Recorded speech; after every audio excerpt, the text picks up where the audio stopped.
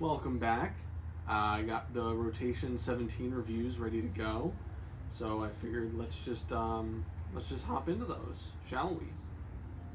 Starting off, we got Post-Svalbard by Nicholas Poshberg. This one's from Jake, and I thought this was a very lovely listen. I really enjoyed it.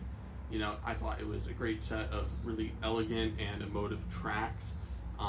If I had to guess, I would think that Poshberg probably provided the piano, did the composition for that, and then the guest artists remixed it. I I really should look into more of his work. I like this album enough to warrant that, but I feel like he might be a piano composer, and other people came in and added those electronic samples into it. But I thought it came together really well.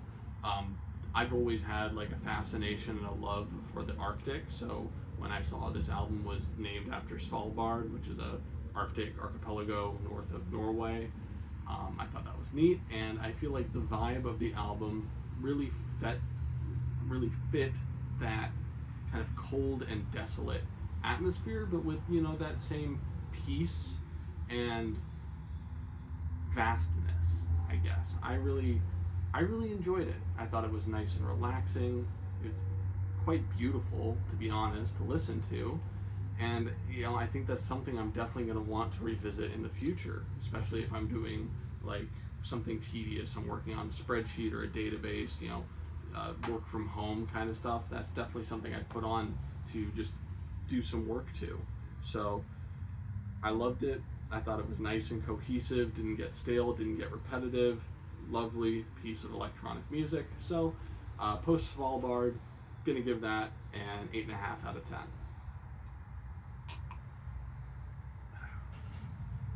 Next up, we got Ready to Die by Notorious B.I.G.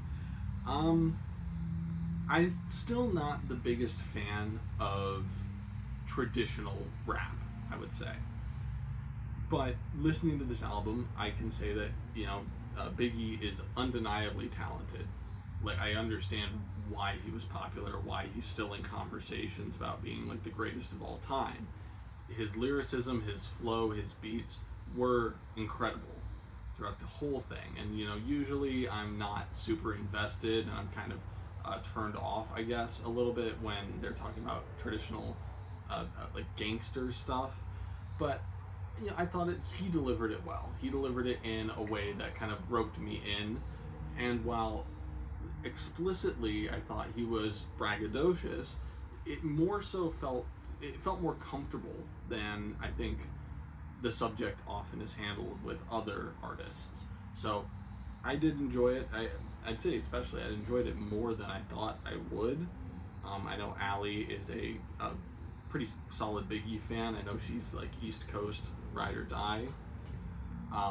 She gestured from behind the camera, "Fuck Tupac." So there's her 2 cents on the matter. But I enjoyed this album. I thought it was good. I got it. I understand, and all the respect in the world to Mr. Smalls. So for that, I'm gonna say 7.5 out of 10. Next up, it's one of mine. So hello, greetings, and welcome to The Way Out by The Books. How did I find this? I think this was something I found off of Spotify Discover. Weirdly enough, I think it showed me Group Autogenics 1, the intro track, which is just that odd, hypnotic spoken word track. Maybe I shouldn't say that. Pretty much every track on here is spoken word, one way or another. I'd never heard Sound Collage before this point, and in my experiences since, I've never heard Sound Collage that is as iconic and engaging as The Way Out is. Every track fulfills a narrative purpose. It holds its own ground and it holds its own space. The album doesn't fall into one emotion or one rhythm at any given point. It's just a nice, varied experience with personality dripping throughout. I think it's a somewhat apocryphal story, but there's like a rumor that this is the book's last project because they said, well, we're not going to top this. And I'd be inclined to agree. I think this really is like a perfect sound collage album. It's so experimental but engaging. It doesn't fall too hard into its gimmicks. It's still trying to be musical, and I think that it really does benefit like a lot from that. So The Way Out by the Books, it's so fun. It's kind of a mind fuck, and I just love it. I think it's phenomenal. So it's a 10 out of 10. It's one of my 10 out of 10s. I love The Way Out. I think it's great. All right, next up we got SPOOL by SPOOL. This one's from Evan, and it's more Japanese shoegaze, which I know, Evan, you really like, and yeah, I like a lot of it. You know, I don't think it's a genre I particularly dislike, but SPOOL just didn't stand out, especially just among the shoegaze that we've listened to so far in Music Club and the shoegaze I've listened to on my own time. That said, their style definitely is more in line with the shoegaze that I prefer to listen to. Like, you know, it's kind of weird, but still my all-time favorite shoegaze project is Meek Gazer Volume 1, and I felt like tonally SPOOL was more similar to that than some of the other shoegaze that we've listened to so far. Overall, nothing crazy going on here, nothing revolutionary. I thought the guitar tones were nice. I thought the saturation on the effects pedals was really pleasant, really well done. And like all Japanese shoegaze, there's unfortunately another layer of depth in the lyrics that I'm just not able to understand or appreciate. And so, all in all, didn't stand out too much, but I enjoyed it. I liked it. So I think a 7 out of 10 is a pretty justified rating for this. Next, we got Black Sabbath by Black Sabbath.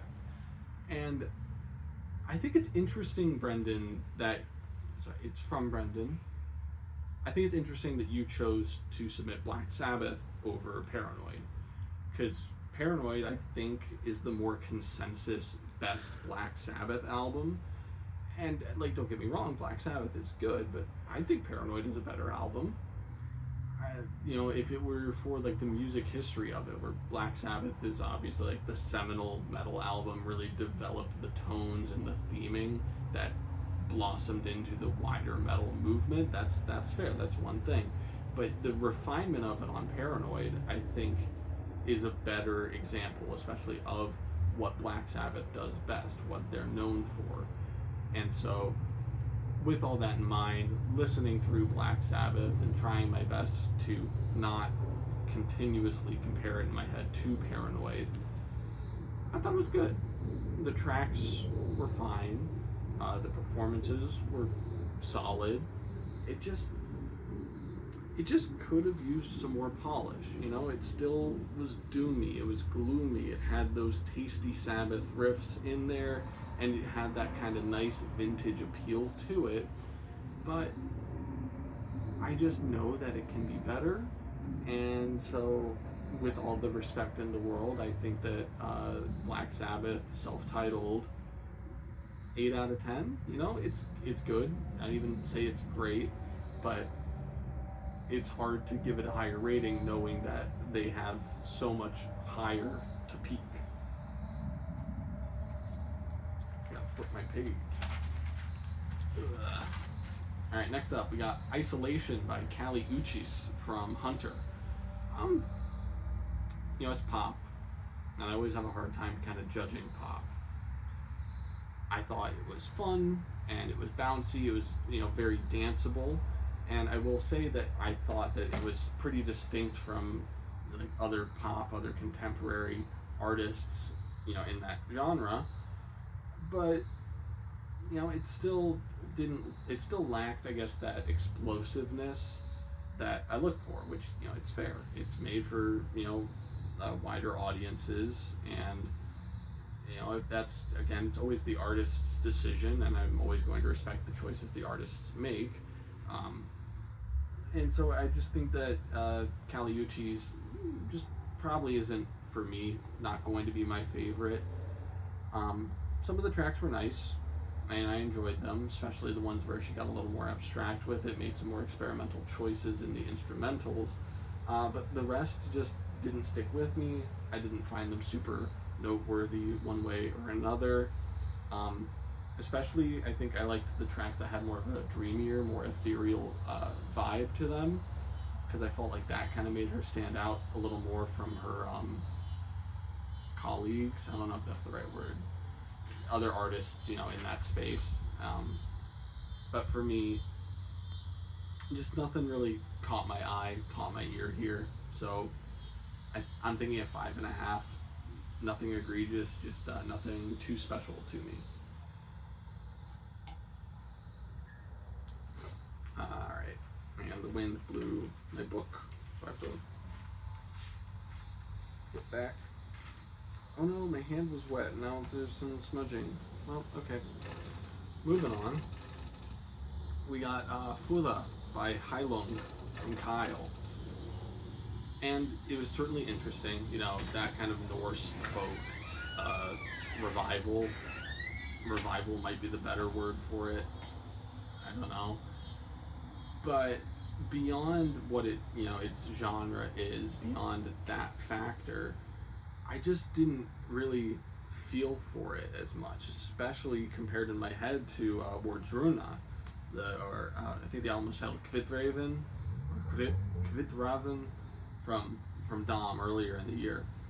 It didn't have that bombast, and it was lacking, I think, the contemporary elements that really accentuated that old Norse sound and style. It was nice, and it's obviously going to be interesting, but it just fell short in comparison to that. One moment I am being asked a question. Do you want to redo that since I had to walk in and No, out? you're okay. I'm sorry. It's okay. You sure? It's okay. Here, at the very least, you can do a cameo. Come in. Come say hi. Allie's going to say hi. Allie, is there anything you'd like to say about the albums that I've been discussing so far? Oh, hi. Yeah. Okay. Xavier, I like Volcano by Jungle. I really like that album. I used to listen to that a lot going back from Kent. Let's see. I liked Isolation. I thought, what is it, After the Storm? That's a good, get me through the day. Let's see. Obviously, I like Biggie. I don't think it's on the album, but I like, I love it when you call me Big Papa. No, that's on there. Big Papa. Oh, it is? Yeah, Big Papa's on there. It's yeah. already 10 out of 10. Yeah, I like Biggie. I think the I one. know Black Sabbath. Yeah, I think the one Hypnotize, that's on a different Biggie album. But, I do like Hypnotize. Big Papa's on Ready to Die. I do like Big Papa. Yeah, that's about it. Thanks for joining us about Sabbath Club, Music Club. Yeah. Thank you, Allie. I feel awkward. Can you just redo that part? No, I can't, because I'm going to do this in one take, because my video editing skills are minimal. So they're... Yeah, moving on. Sorry. I'm just going to restart here. Futha by Heilung. As I was saying, I thought the longer tracks off of it were nice, but the shorter tracks, I just think didn't really elevate them that much, all things considered. It was well executed, but it just lacked. I feel like it didn't have a contemporary structure, and that kind of threw me off. And it just kind of dragged on, got boring at points, and just didn't keep me on my toes as much. Still getting points for being a genre that I find interesting, but I just feel like they really hemmed themselves into the genre. They didn't explore with other influences or other sounds, which I think would have elevated the project a lot. So all that in mind, I think I'm going to give Futha a 6 out of 10. Okay, next up we got Volcano by Jungle, and again, as usual from Xavier, this is not the type of music I usually listen to, but once again, the wizardry, I enjoyed it. I thought it was an exceptionally fun album. I was surprised by just how creative they were. Like, a lot of the instrumentals were doing things I didn't expect them to do. They were getting experimental with the instrumentation, with the beats, with the grooves, with the funk, and I vibed with it hard. It was a very pastel pastiche. I don't know if I'm using that word correctly, but a very pastel, fun, bright, but also like subdued album, where it is fun and it is like out there. It's not aggressive, isn't the right word, but it's very forward. It's very present with you, but it's not forceful. It's not making you do anything. It's not requiring your attention, but it's inviting you in. And you know, if you get in there and you accept that vibe and you accept that groove, you're gonna have a good time with it. So, Volcano by Jungle, another surprise from Xavier, at least on my end, and I think I'm gonna say a 7.5 out of 10 for it. I did enjoy it. I liked it a good amount. All right, we got DJ Kicks HAAi by HAAi. I think that's how you say it. I'm not going to correct myself. This one's from Chai. I liked it. You know, it was a fun, well-paced, I'd say medium energy, techno. Maybe that's not the proper exact subgenre, but at least of the ones that I know the definitions of, this felt the most apt was techno. But it wasn't like rave music. I could definitely see it playing a rave, but you know, maybe this is one of the, okay, everybody go get your Gatorades and your waters and stay hydrated, and then you know, once you're done with that, we'll put on something that's a little more bumping. You know, I just thought it was really engaging. It was bouncy. The drums were almost a little bit wet, especially on Ziggy, which I really liked that track. Wet might not be the right word to use it, but there's like a hollowness to it, like you're playing the drums in a echo chamber. I liked that a lot. And I just thought that it had a nice balance of calmer, more subdued moments that accentuated the more hype moments on the album. I think overall the composition was excellent, the execution was well done, and each track was composed thoughtfully and done well. I, you know, think that there were some points on the album where it kind of lost my interest, but for the most part I enjoyed it, and I think that, you know, the highlights were definitely high, the lowlights weren't that low, so I'd go so far as to call this a great pick and give it an 8.5 out of 10. Unfortunately, next up we have Collide with the Sky by Pierce the Veil from Jude. This was so edgy. That's the one really defining characteristic of this one for me. And I can get behind edgy music. You know, I will be a little bit hypocritical. I like myself some edgy music, but I like my edge with a little bit of nuance, a little bit of serration, if you will.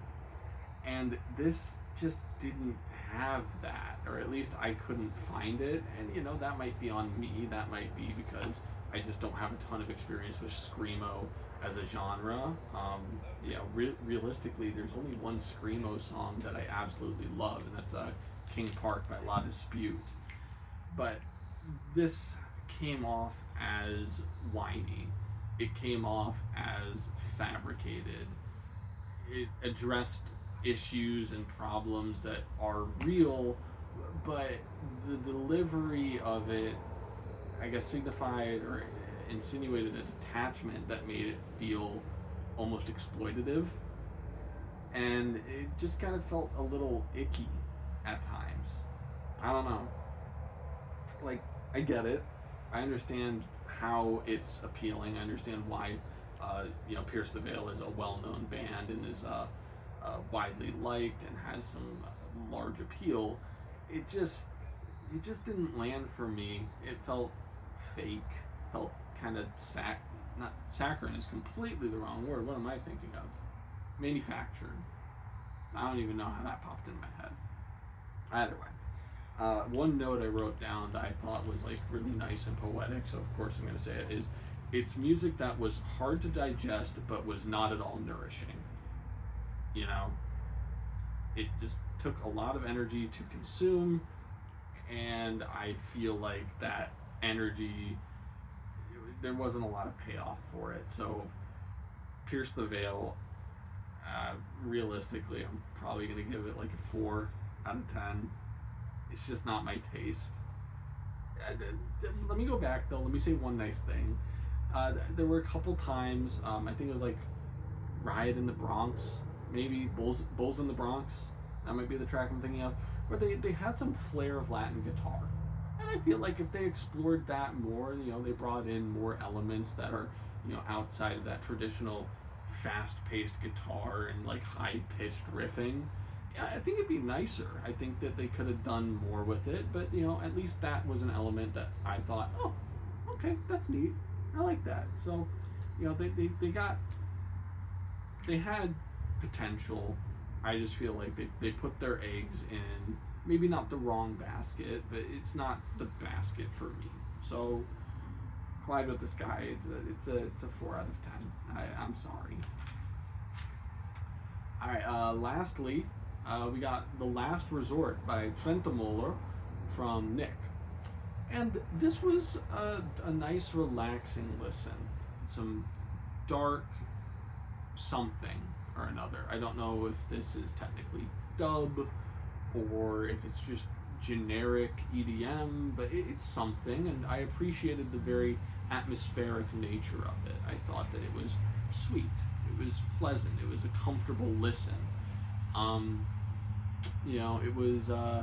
It was commanding, definitely worth paying attention to, but not demanding. It didn't make you pay attention to it. You could have it on in the background, but you're going to get some more out of it if you're willing to, pay it some mind, pay it some attention. I liked how chunky and thick it was throughout. I do honestly think this is one of the driest albums we've gotten from Nick, which, nice change of pace, not gonna lie.